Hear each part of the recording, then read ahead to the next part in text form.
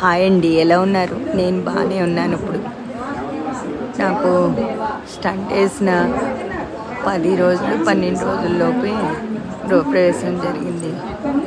అప్పుడు చాలా వీక్గానే ఉన్నాను. అలాగే చేశాను. ఆ మన్నాడే ఈ చాలీసా చేసాం. చాలీసా అవ్వగానే గురువుగారు వచ్చారు. గురుపాద పూజ కూడా జరిగింది. అన్నీ అయినాయి. ఆ తర్వాత మళ్ళీ హాస్పిటల్కి వెళ్ళాల్సి వచ్చింది. కానీ ఇప్పుడు బాగానే ఉన్నాను.